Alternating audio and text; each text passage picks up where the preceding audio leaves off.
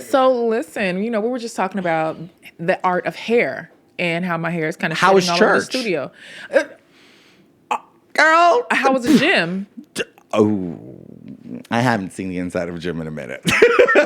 I was literally, you took my line. Of course I did. I disarmed you. That's what it's called. You're good at that, though. I know I am. To thinking 2 steps ahead of you? Absolutely. No, just not with everybody, but with you. you didn't disarm the government, bitch. You should have done that.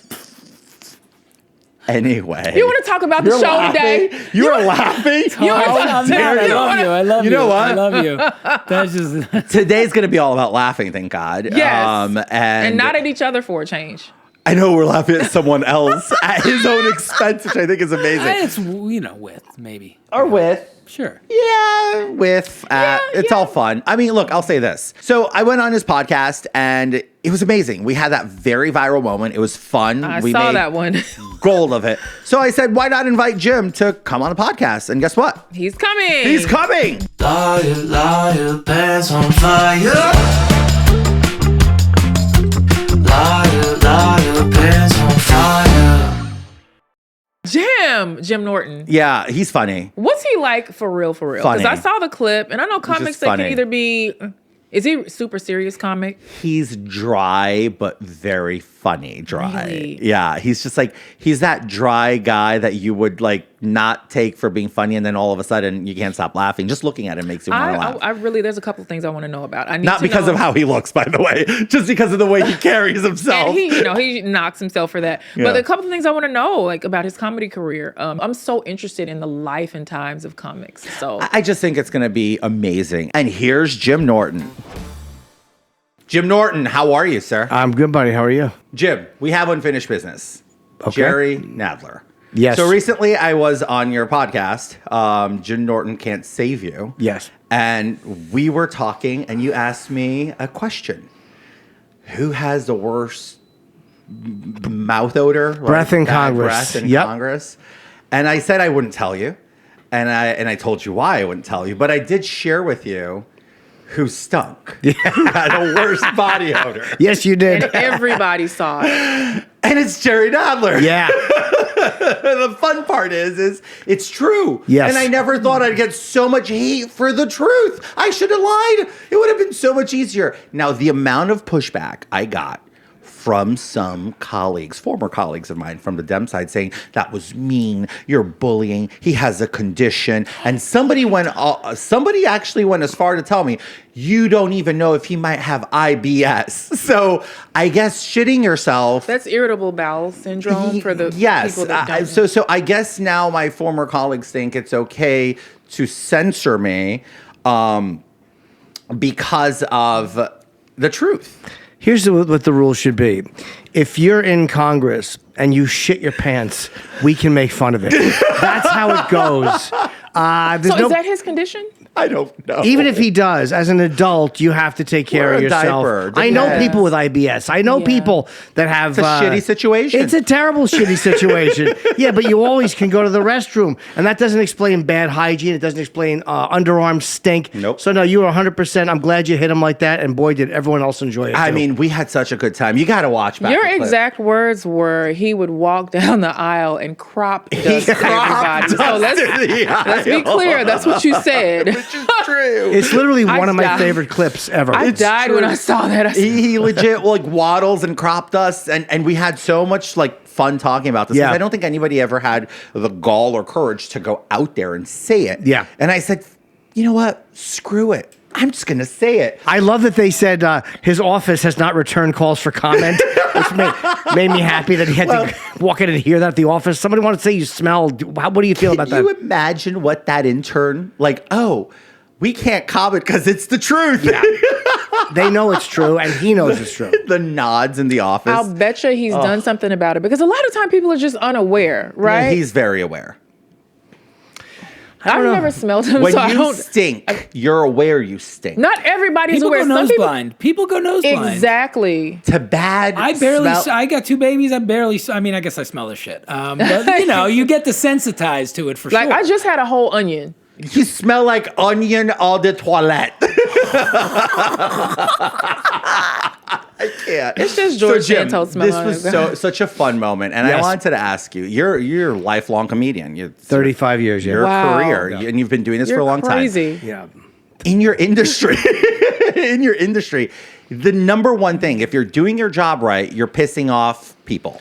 Normally, somebody's upset with you making fun of something. Yeah, that's always the way it is. Yeah. So let me ask you a question: who or what was always your inspiration for your comedy? Where did it come from? Because it's very visceral. It's very funny. It's very organic, right? So where did it come from? Making fun of myself, like typically, Self-deprecating yeah, jokes. the stuff I hate about myself. I would always say it because it feels like it takes a little bit of it away when you say it. That's Yeah. true. Like today, getting ready, I'm unhappy with my appearance, and my wife is so tired of it. But I'm walking around the house going, "I'm fat. I can't fit in my shirts," and she's like, "I don't want to hear it." Oh, Ozempic. I've thought about it, but I'm afraid I'll never stop. I'm afraid if I start Ozempic, I'll never stop because I eat bad. I know what it is. Like she brings home shitty food and I eat it. I'm a grown man and I eat bad food. Okay. But So I you met own it. Nikki, and Nikki's in great shape. How the fuck is she not in bad shape, but you are? Because my bank account's in a lot better shape than hers is. So that's how it works.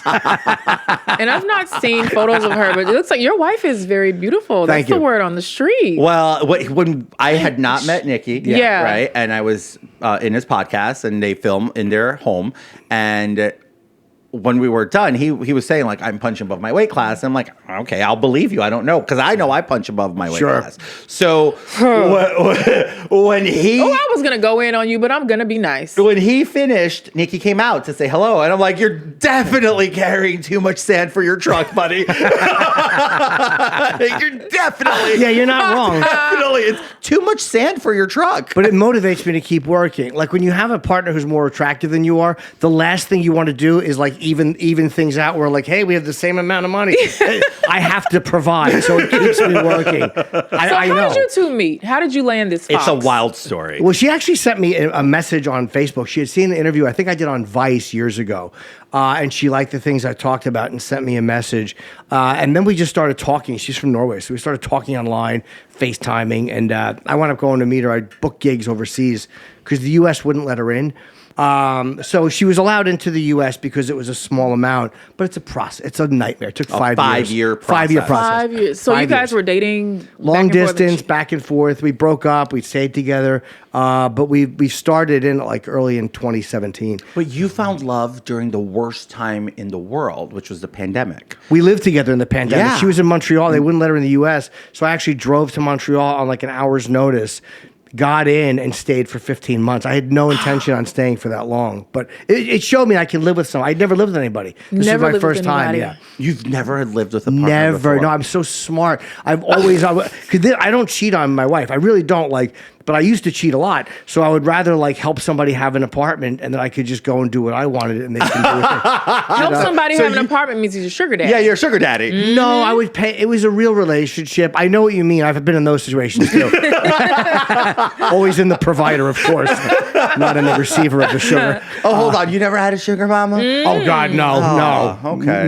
No. I've always had to fork it over. You've been But again, you look like this. You should have to fork it over. You look great. Look, you Thank know you. what? I make self-deprecating jokes, so I can relate to that. Why? Because, I've lost weight, gained weight. I've gone from a waist 40 to a waist 32 and everything in between in the last 4 years. Not even kidding. 32. From a 32 to a 40. It's like, well, for guys, I don't know if it's the same thing for girls, but yeah, 32 to a 40. So in 2022, when it was not a known quantity of Ozempic, in January of 2022, I weighed in at 352 pounds. And I was morbidly obese. I was like, I could barely keep up with myself. And this Turkish doctor at Peter Thiel's house for a fundraiser approaches and says, I could change your life. Give me your number. Call me. You're going to be a new man by the end of this year. And I'm like, Wait, what? What do I what gotta are you going to do? Bickety boppity boop. Right. So I called him the very next day because I'm a curious cat. And if you're telling me you're going to change my life, I want to know how Let you're me gonna hear change you my out life. at least. So this dude says, I need you to go, I need your blood samples. And I'm like, well, what do you need my blood samples for? Because he wasn't in a doctory way. Right. It was like in a very like non-doctor type way. So More like a cult than a doctor. almost, yes. And it was a cult because I entered the Ozempic cult. I didn't know the amount of celebrities and politicos on it already, but it was super hush-hush. So I start taking it. I think it was like in the first 30 days, I dropped like 15 pounds. And I was like, this is insane. I wasn't eating. I could not eat killed food. your desire for food, For food, alcohol, for booze, for anything. everything. So fast forward, election day, November of 2022, I weighed in at 232 pounds. So you lost 100 pounds. huge I lost Yeah. over 100 pounds. Over- Did it make you feel nuts. good or did it make you feel I weird or felt lightheaded? sexy. Oh, you I felt good. felt hot. I just wanted to do it all. Yeah. You know, and it helps in other departments too. If you know Oh, what I mean. really? Oh, yeah. Oh, because if you lose weight, you gain an inch. That's right. Every 10 pounds a man loses, he gains an inch of penis, they say. Really? Not an Or- no. Not I an don't inch. think it's an I'd inch. say It's a like- centimeter. Okay, Maybe so that a might be cent- too maybe much. a half a Because if you lost centimeter. 100 pounds, honey, that means It's not even that. No, Okay. it gives you more libido, right? Okay. So it was really good. I just felt freaking great. Have you ever lost like a large amount of weight before? Not as much as George, but I did lose. I've lost probably. At one point I was much skinnier than I am. How right did you now. do it? Just the going to the gym and. So you Yeah. know Not the eating things to badly. do. Yeah. You know the right thing to Yeah, do. I You just eat like a fat pig. That's my problem. It's carbs like pretzels and things. Because if I'm on the road, but I really want to make phone calls and do very bad things. So instead of that, I eat pretzels. It's like no hookers, but I'll have carbs. No hookers. I thought he was talking about drugs, No, maybe. no, but he's talking hookers? about hookers. You know the candy, the hookers. But you don't cheat on your wife. No, I don't. But I No. mean, I want to. But I don't. How does Nikki feel about that? She's fine with it. She knows I'm being truthful. I don't cheat on. Like I of course I want to. I'm a guy, and I'm also I'm alone on the road. But I just don't because I would feel too bad about it. Do you not bring Nikki on the road with you just to avoid? Sometimes she'll come. So yeah. you have a conscience. Yeah, I do. Yeah, I do. It's buried deep down in that, like with the six pack. yeah. It's under all that fat. It's someone in there with the six pack. So can we I don't think we've mentioned one very important thing about Nikki that I think is really cool. Which caught me off guard too. I which- wasn't aware, and Which Go is ahead. amazing. Your wife is transgender. She is, yes. Gosh. So the public stigma, is this the first transgender person you'd ever been in a relationship with? As far as being in like a committed long-term relationship, yeah. Yeah. But as far as having been with or seen, no. I mean, I've a lot of trans girls over the years. I have a question for you. Though. Sure. Society seems to have taken a turn on trans, Yes, recently. and it's look. I say this openly. I have no issue with trans people. I have an issue with an agenda perpetrated on children. I have an issue with the sports angle of Yes. it, and most common sense trans people agree with me on that. they do. I don't know where Nikki stands, but how is it for you? Because I read that you were the first man who ever took Nikki out in public, and she couldn't believe it. I was the first guy that took her on a date, yeah, because guys are closeted about it, or they pretend they don't, or they just want to meet you in a hotel or the apartment, but they don't actually want to go out. But yeah, she and I went out to dinner and to movies. Like I took her out on real dates, and I think she really liked that. But I didn't She realize was no treated one like had a human, like a Yeah. woman that was being pursued. Like Yeah, that's no, a beautiful if you feeling. read her but she had comments, never it's had amazing. that. No. Damn, that's so. I think it's such a beautiful thing, and some people might even call you daring for this. But how do you? Because I have to ask, how do you categorize yourself if we're talking sexuality? Well, it's definitely not straight. I mean, the guys delude themselves. Straight-ish. Yeah, I mean, look. It's a sword fight. I mean, yeah, but I lose badly. I love this. But that's, but guys, there's this whole, this is where trans people, or they're trans, like radical trans thinking really lost people. They were trying to maze the language and shoehorn it where you're still straight. I'm sorry. You want to call yourself straight? Go ahead. I have no issue with you. But I mean, I think it's laughable for a man You're to date- fluid. How about that? I mean, it's not. If it was gay, I would say gay, but it's not because I do love women, and the idea of hugging and kissing a man and like masculine energy does nothing for Have me. you ever tried it? Of course, I've tried everything. I mean, come on. Of course. can't with Jim. Of course. I've tried everything. But I mean, I love his openness. yeah, My gosh. I just don't. It's showbiz. This dude's been in showbiz for 35 years. I mean, Yeah, I and wonder nobody what. can hold anything over you. No, Nobody what are they can, going to you not know? like it? So what? Right. I really wonder what you know about Howard Stern.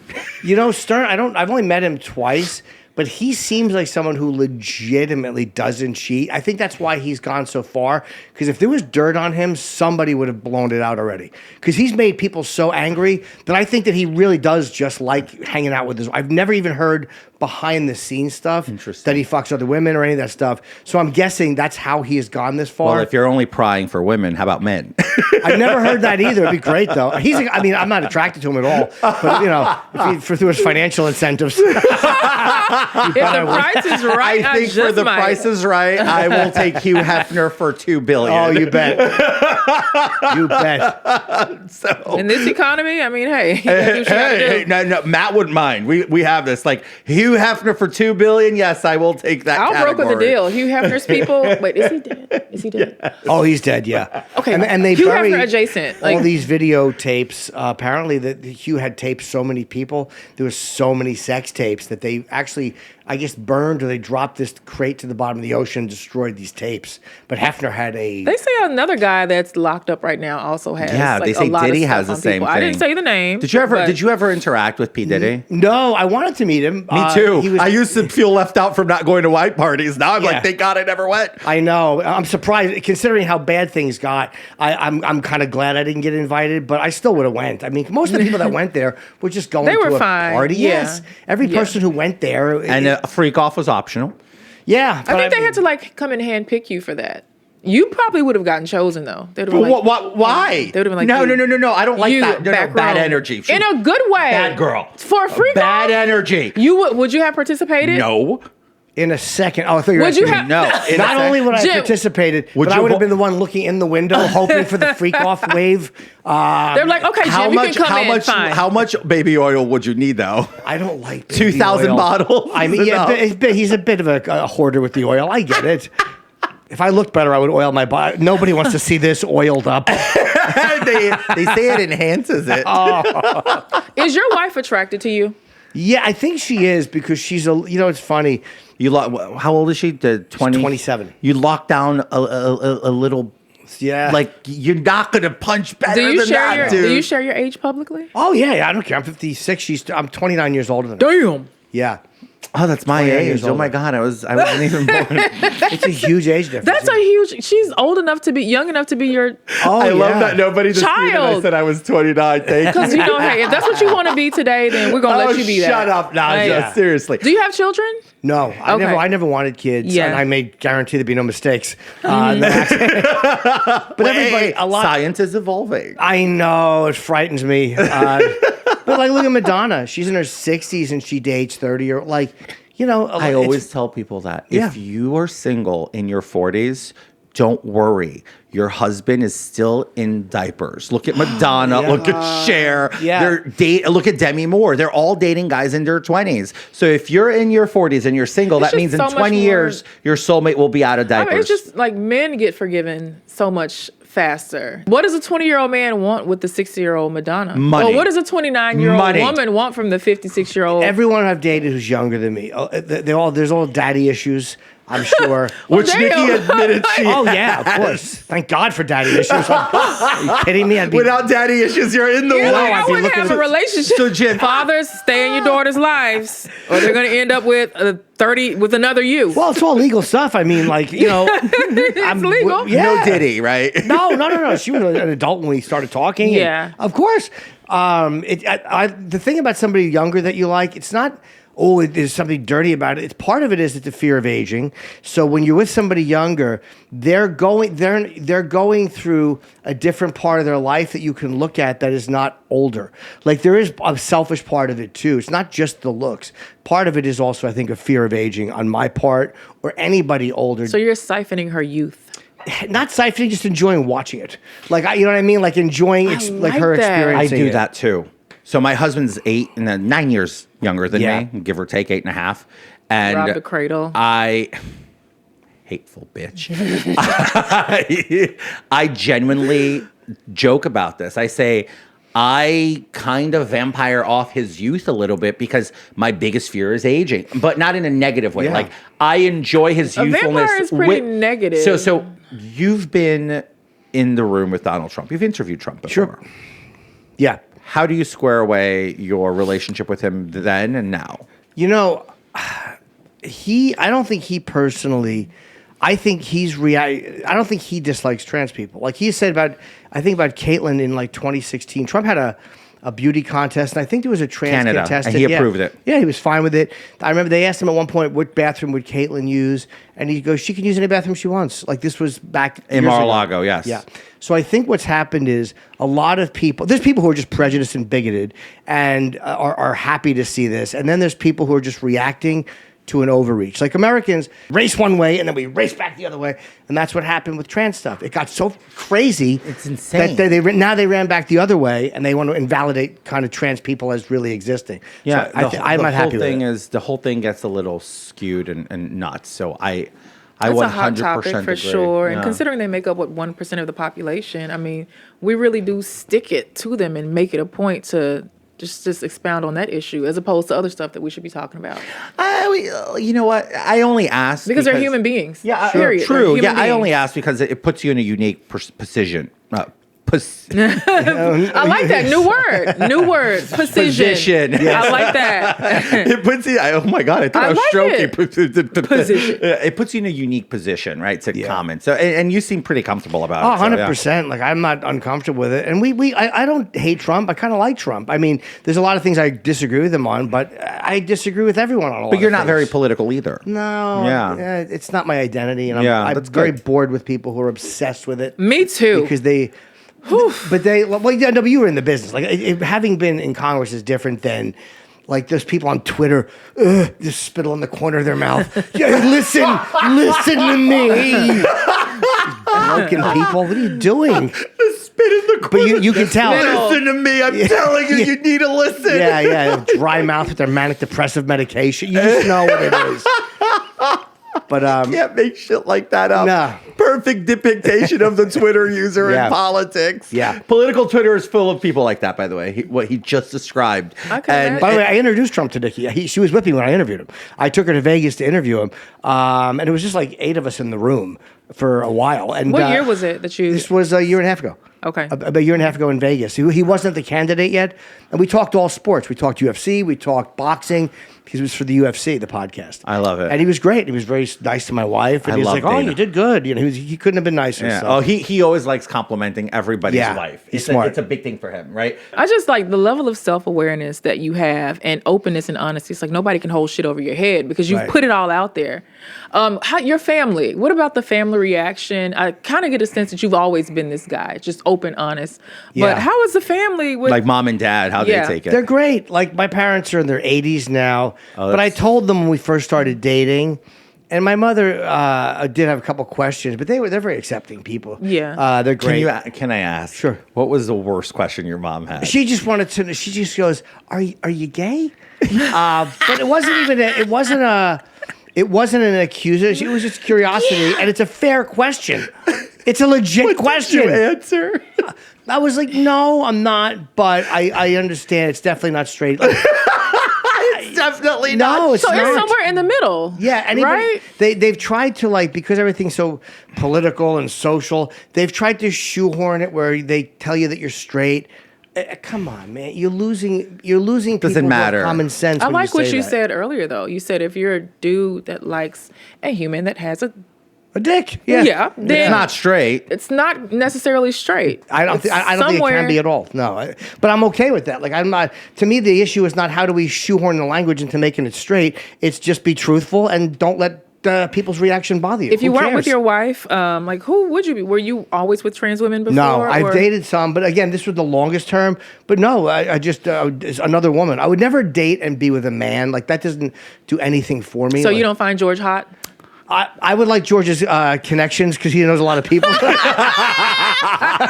if I'm the idea of a boy toy, if I'm the boy toy, George is in bad shape. If I'm the best boy toy you can get, you're in trouble. It depends on the penthouse you can pay for me.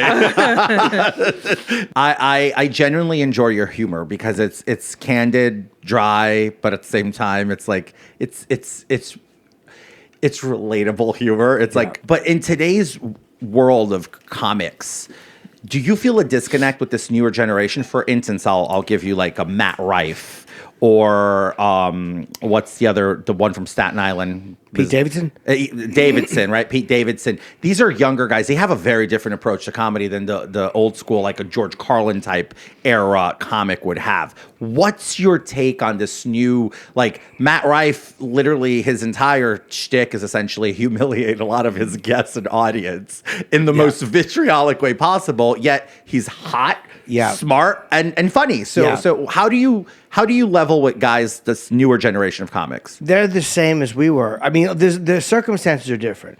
But Pete Davidson, we used to have him on the radio show all the time, and he's a funny stand-up, and he's the same as we are. How big they get, how many people they talk to, none of that kind of goes to the guts of who they are. Like Matt, I don't know Matt. We've texted and communicated. He's just like every other comic I know. Just a guy who's out there.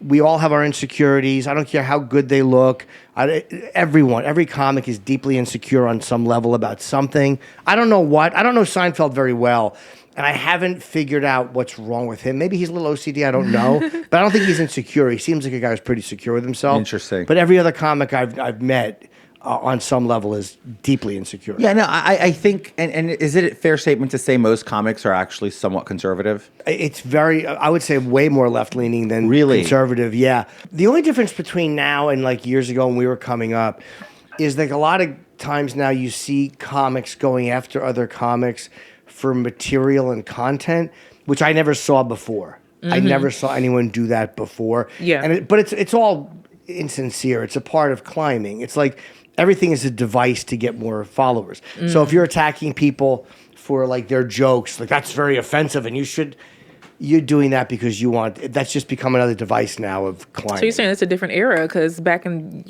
when you were starting out, there was the internet was not a place we could go and steal jokes or get inspired. Right. So it's different now. I mean, you're right, because I say this all the time about old school comedians like Jim. You guys old school. Are you offended by him calling you an old school comedian? No, because it's true. No. I'm not saying it to be a I know dick. it is, yeah. Like, if you call me old school anything, we're gonna have a problem. Just know that. You had to have your own material, and research was thin, right? Back then, you had to be smart and funny, really funny.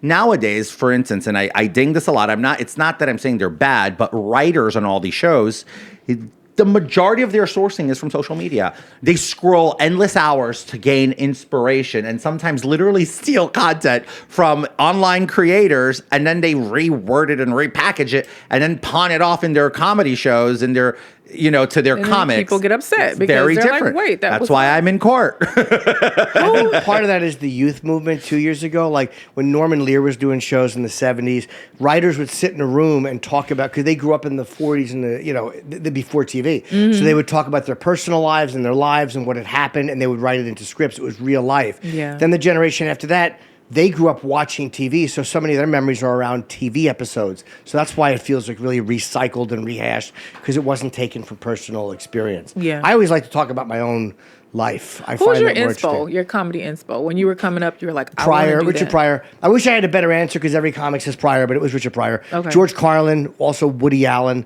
Woody Allen and George Carlin are...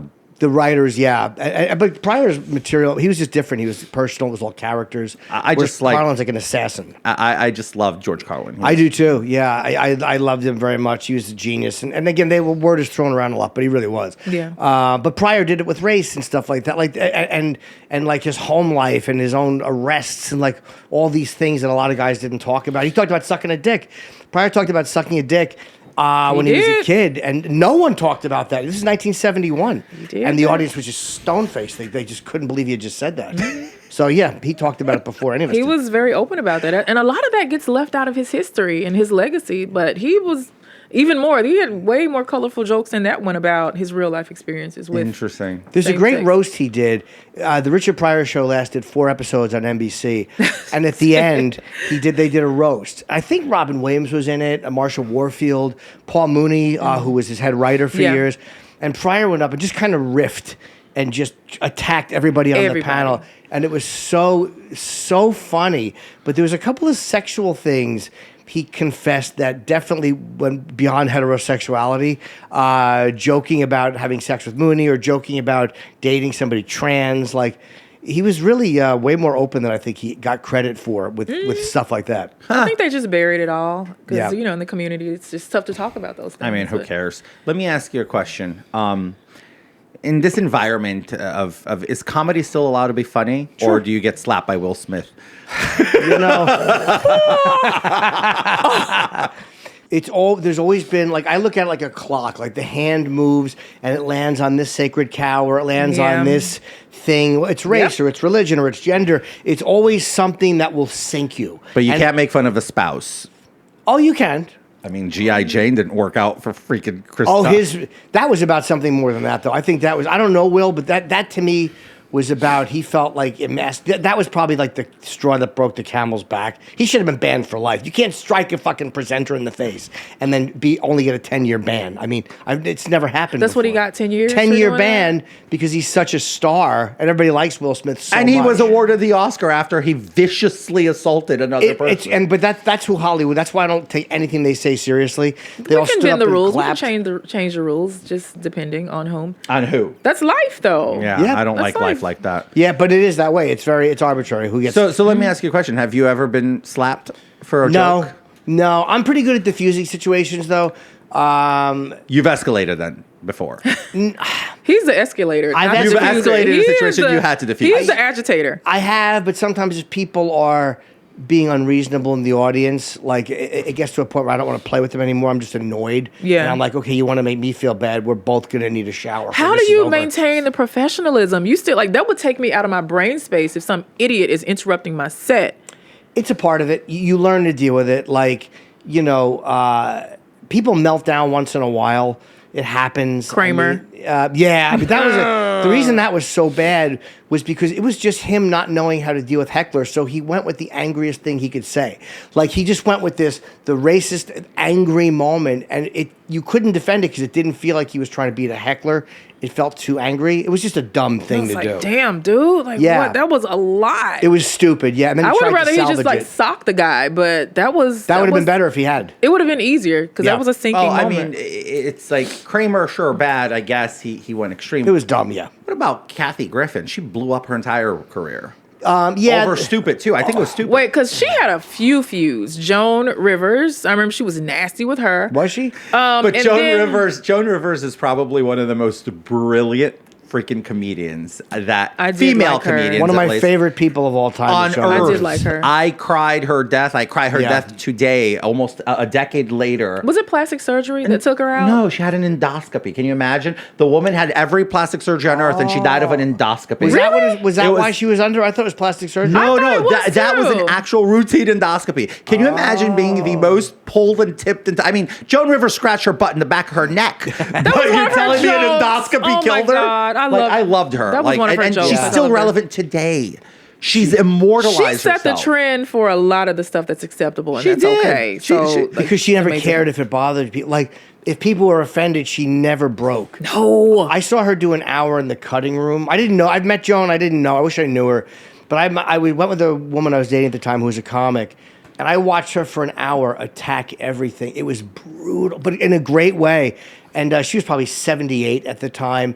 And I'm like, we should all be ashamed of ourselves. Like, she's fucking She won't break. Fearless. And all she cared about was being funny. I think Joan Rivers served being funny better than almost any comic ever. That Lost lady was it. fearless was and like you great. said, brilliant. Yeah, she was great. What makes a comic unlikable in that case then? Is it That's an individual thing because, like, a lot of them obsess on. To me, if you're like Eric Idle, I think from Monty Python said that he hated the focus on likability. He goes, because someone makes you laugh, you like them. Like, so I think that's what it is. If someone, you got to make folks laugh. That's what you got to start doing. But they hate me, even when I make You gotta them make them laugh. laugh. You gotta- They hate that I'm making them laugh. It's But like what gives you the cojones to get up and say, I'm going to make this room full of people laugh? Like, how do you start that? It's like for somebody that's out there listening. it's risk reward. It's. I like attention. I like making people laugh. The risk is that I humiliate myself, but the reward is that they love you. So it's like a risk reward thing, and then. That's the greatest thing I hear people say, I wanted to try it, I never tried it. I always tell people, just try it. The worst that can happen is they don't laugh. It's awful. People are terrified of I that. bombed on a set. I'd probably off myself.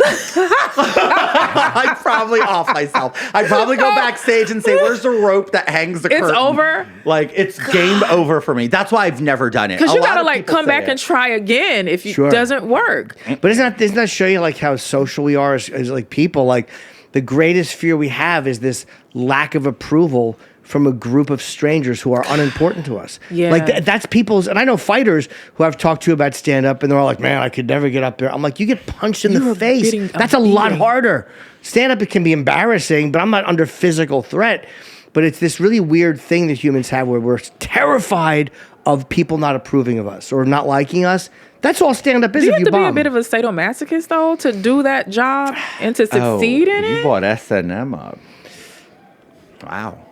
Sorry, Oh. we have a group upstairs. They're all a bunch of finance There's a bros, party and right whenever now. they do something, I guess they made money. They Oh, that's funny. Yes, somebody bought Bitcoin. it sounds crazy, right? It's like that scene in The Wolf of Wall Street. It's pretty much it. I'm sure there's a midget being tossed up there somewhere.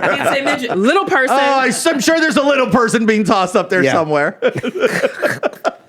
So who is the person that is going to make it, that's going to be successful? Is it just like the luck of the draw, or are there Never. certain characteristics that you need to have to be considered to be a successful comic? There's when you look at how many famous comics there are, and so many of them are just clean.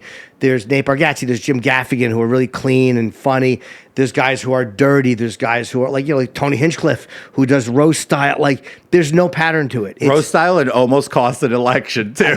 But I'll tell you why that worked out, because Biden responded dumbly to that. He had a really bad response to it. And then Trump pulled up in a garbage truck. That was all from Tony's moment. And it's crazy how he used that moment and Biden fumbled it. So I'm going to ask you, I'm going to pivot here. I'm going to ask you a question, right? So you were on radio for 20 years. 20 years, Yeah. SiriusXM, right? Regular radio, and then we got fired years ago, and then SiriusXM from 2004 till this past December. So what leads somebody to walk out of a 20-year career in radio? What led to that decision? Sure. Why'd you do it? And how's life after the radio? The contract negotiations are never pleasant. And 3 years ago, I had taken a pay cut. Small, 10%, but still nobody likes to take a cut, but I did. And then I see the company giving X amount of millions of dollars to podcasts, so they have the money. This time they came with a much bigger cut. And I was like, no, I don't want to accept that. So we're negotiating. It was, good faith negotiation. And then they gave me like 4 days before the end of the year as they started the negotiation. And then they just go, yeah, we're not going to renew.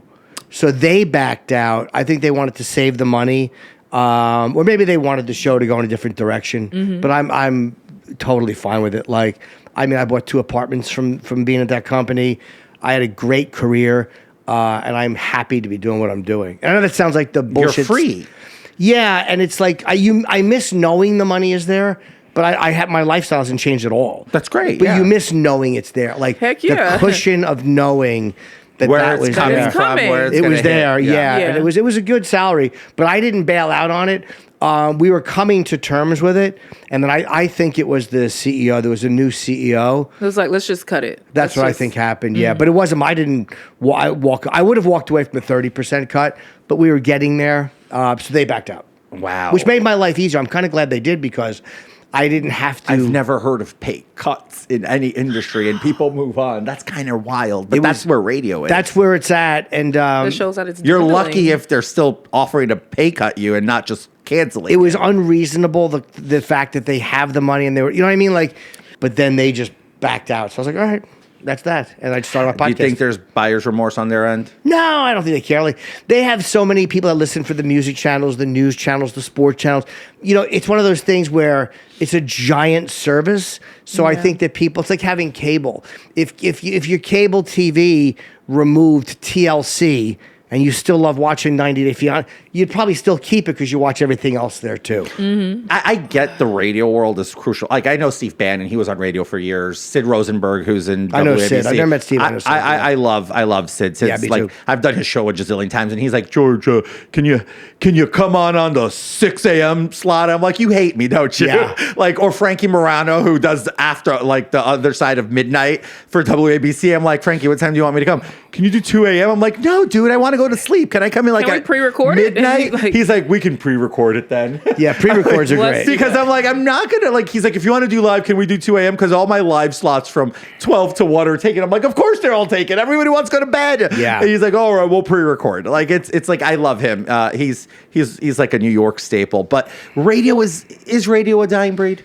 I think that regular radio did not handle satellite well.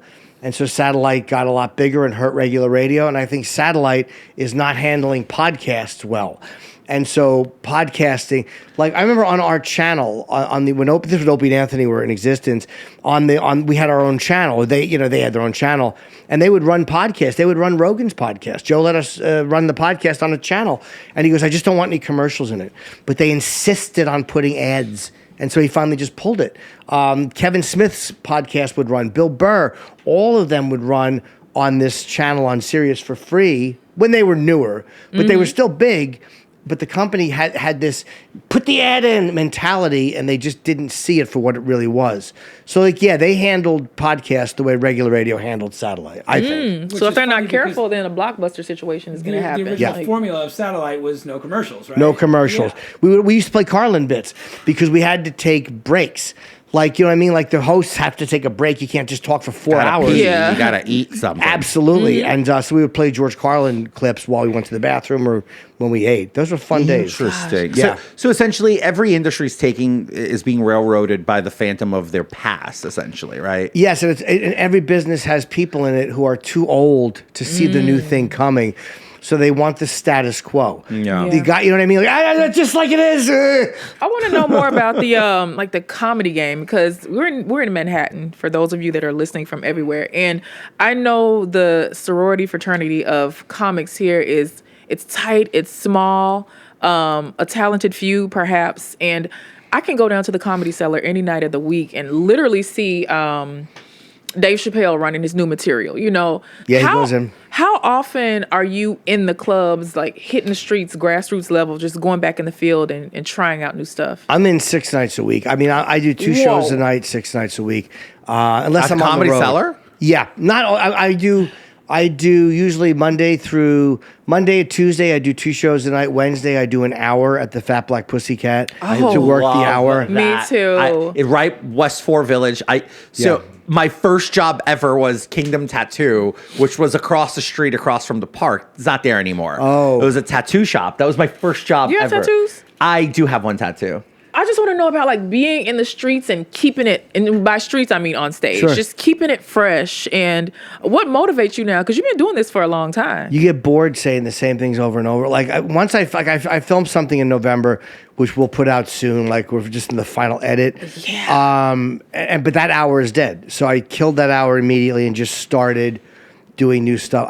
You get bored. How guys do the same stuff for 5 and 8 years, I would blow my brains out. I don't know how they do how it. Mariah Carey has sang that same song for the past 20 years. Like, it's gotta. I mean, crazy. she probably does. She doesn't sing anymore. She just stands there. She's like an animatronic. No at this Mariah point. shade. So, are you ever going to Wait, retire? what do you mean? No Mariah shade. No Hold on, Mariah Jim. shade. Sure. Dude, you call that performing? She sat on a couch recently and lip sync her song. No, she did like not. She couldn't be. She sat on a couch on stage and literally just sat there and moved her lips with no facial expression. How is that performing? Yes, Mariah shade, but go ahead, Jim. Sorry. Funny how Milli Vanilli got sunk for that, and now everybody does Everybody does it. it. Everyone I'm gonna does launch it. a music career with some bitch singing in a cage behind me and like whipping her like bitch sing. I'm gonna belt. You kind of already did that with the political career. Oh, shut up. So, are you like? What about retirement? Is that coming? And are you going to chill one day? What's No. next? Comics can go until we're 90. Like, Henny Youngman, You're going to die on stage. probably in more ways than one. Yeah, I'm sure. There's a famous comic from Britain who I loved named Tommy Cooper, who was very, very funny. He was very silly. He was just a giant, big British guy, would do bad magic. And he did die on stage. And he collapsed. There's video of it. And people thought it was part of the show. And then the curtain, it was like live on television. But that's the way to go out. He was just in mid-setup and boom, just dropped dead. Wow. That's Yeah. actually kind of cool. It's a cool way to go. Act. Do not die on this podcast. I Don't have you even no think about it. intention of. Okay. Don't do that. I hope I die doing something. I hope it on stage. I hope it's having sex. Me too. It couldn't be any worse than the performance I give now. Hey, he died giving his all. He left it all out on the field. He died doing what he loved, coming fast.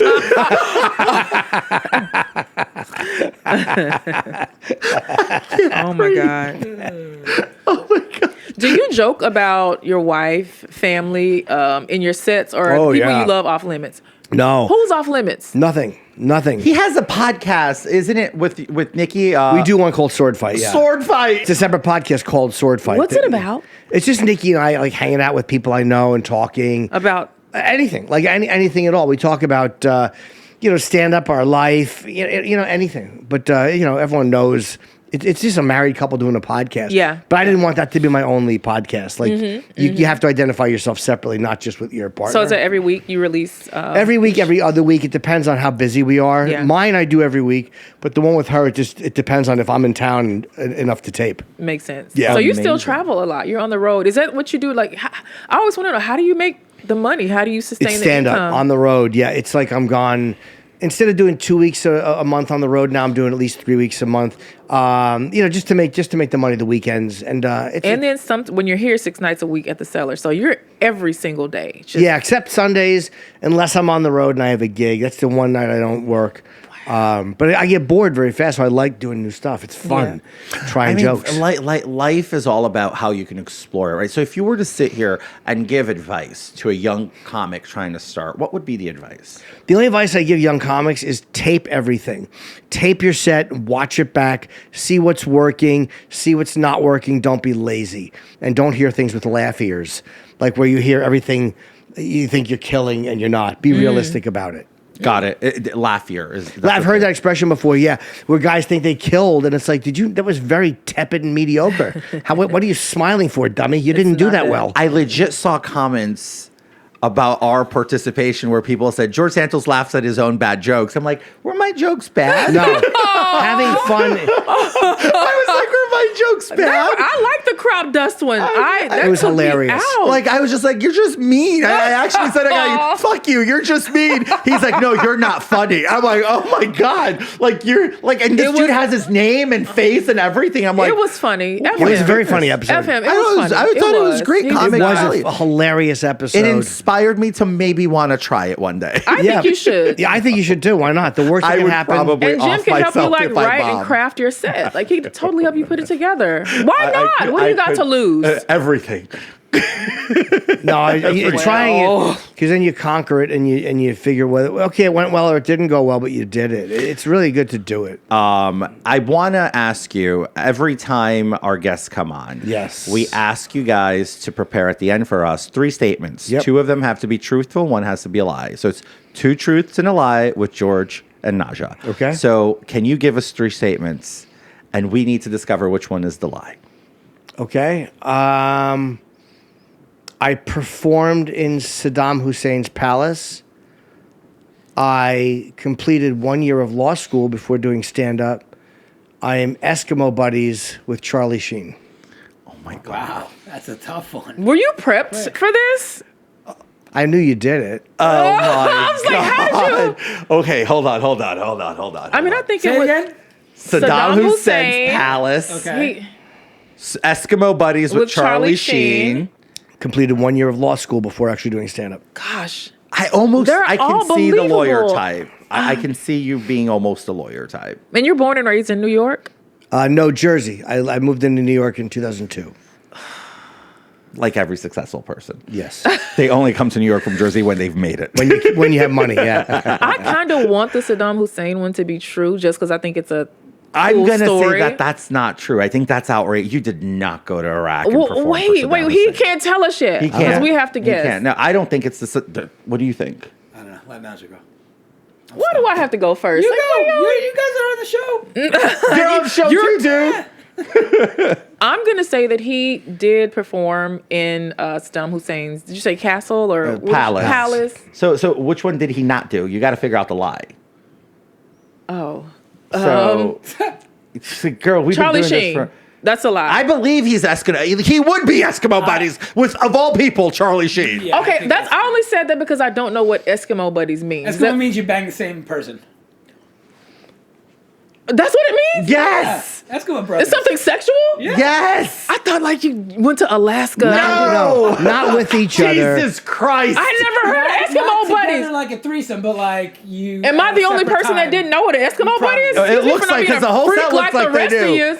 I didn't know Eskimo. Yeah, okay, Charlie Sheen. He definitely, look at what he's told us about being a slut earlier in his life and cheating and this and that. And Charlie Sheen is an admitted. Yes. Is he the one that had HIV? Charlie Yes. Sheen? And it's gone now. It's not gone. I thought he got the Magic Can you Johnson figure- pocket. Okay, you were not Eskimo. I don't even want to say Eskimo buddies with Sheen. That's the lie. What do you think, Chris? I think the lawyer. I'm gonna go with the lawyer. I'm gonna go. We split up. Yeah. I don't You know didn't- how he would have done the Saddam Hussein thing, but like Naj, like I would love that to be true. Yeah, I because just it's want it to be fucking- true. I so don't think you please performed let that it be palace. true. But anyway, what's the lie? He holds a straight face too while The he's lie- lying in our fucking faces. The lie is that I completed 1 year of law school. You performed for Saddam Hussein in his palace? No, not for him. I'm actually a high school dropout. I performed in his palace. Give me 5. I did stand up in Iraq for troops in 2003, and we flew over there. And I actually performed in 2 of his palaces, which were taken over by the military. And we flew with Ricardo Sanchez, who was the commander of all Allied forces before Petraeus. And we did New Year's Eve shows, and we were there Christmas week of 2003 going into 2004. What? You went does into the a inside war look zone? Like? Yes, it was a green zone at that point. It was very decadent. There was a lot of pallets and stuff. I had pictures like we got to see Green Berets, guys that were on the ground in Iraq, or Afghanistan, literally probably by October of 2000, after 9/11. They were probably a month later on the ground. Like they were really there early. And they took us to a truck of Saddam's weapons. And I have a picture with my friend, she's a comic. She's putting his gold gun. He had a gold gun. solid gold gun.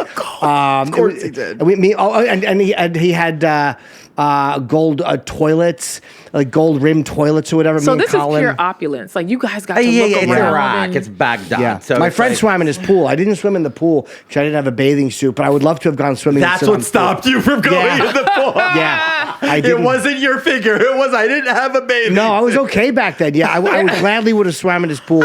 Oh, I would have gone butt naked Yeah. in Saddam's and pissed in it. But anyway, they would have ripped you to pieces if you had done that. that being said, Yeah, but there was all the U.S. military. So it was overtaken at that point. Oh yeah. Of course, it was. I was there. It was a green why zone. didn't you bring the toilet Okay, with it was- you? We could. I was too heavy, like Chief and Cuckoo's Nest carrying it on my shoulder. Jim, you have been phenomenal, and Thank that you. was actually really cool. What? I did not see that How cool coming. are you, Jim? Jim, thank you so much Thank you. for coming on. Thank the you very much. podcast. I appreciate This was fun. you. Thank you. You got to come back, Jim. This You was- got to come back. Barone, what'd you think about that? I thought it was great. I saw Jim as he was the first stand-up performer I've ever seen when I went out after my senior prom. Did you tell him that? Wow. I told him that earlier. Yeah. It's pretty wild. He's been 'Cause in he's it a been long working a time. and long he's fucking time. funny, man. He's hilarious. Yeah, no, I've never watched an entire set, but I did Google for clips, and I found some clips. Look, I love comedy, but Yeah. in all honesty, I've watched one comic ever, and it And was who was that? Matt Rife. But I watched it for all the wrong reasons. Because I just wanted to stare at Matt Rife for an Because hour. he's attractive. He's so hot. Now you mentioned him a couple times during while we were recording, but I saw that he's done like a lot of work. Yeah, and it worked. New veneers, filler to Yeah. masculinize. It worked. All his of it face, worked. hair plug, like all of the things. I think he admitted that. No, He does. So, Barone, you saw him after your senior prom. So he's been doing this how long has? I mean, that was 20 years ago, plus almost. 20, over 20.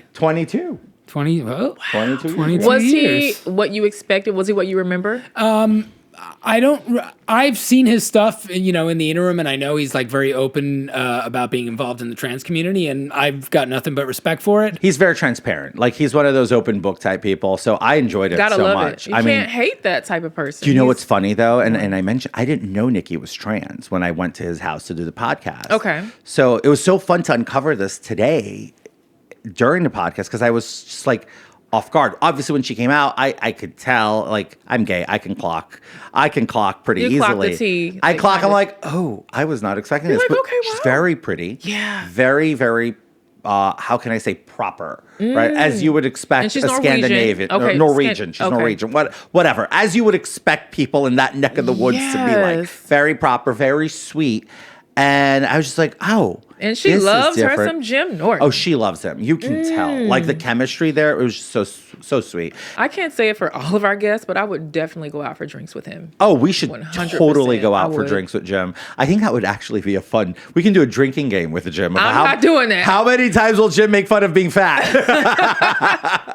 Now, I have a feeling he'll win. Like, Jim's Yeah. like, he can drink. Yeah, I think he Comics can drink. They usually can. But Yeah. this was great, and I think it broke a lot of taboo of how people feel about certain couples and He's I guess unapologetic about his love. Like, you can't hate on that. yeah, you just can't. cannot. You just can't hate on love. It doesn't matter how the love is. But I do want to Unless say it's Nambla. that's very true. I will endorse that because I was ambushed and catfished into doing that, thinking NAMBLA was a person. So I've cleared that up, but I will continue to clear it up for the rest of my life because I do not support that organization. Uncle Nambla. I hate you. Anyway, that being said, make sure, folks, if you enjoyed tonight's episode, that you are subscribing to our YouTube channel, Pants on Fire with George Santos, and you're on Spotify, Apple Podcasts. You're following our socials on Instagram, X, everywhere you have socials, because this is how we continue to bring you the content. We're going nowhere. We're going to be there every single Sunday at 7 p.m., and we want you to be there with us. So thank you so much for all the support, and continue to follow, like, comment, subscribe, set alerts. We're coming for you. Thank you for watching and listening to Pants on Fire with George Santos. Mwah.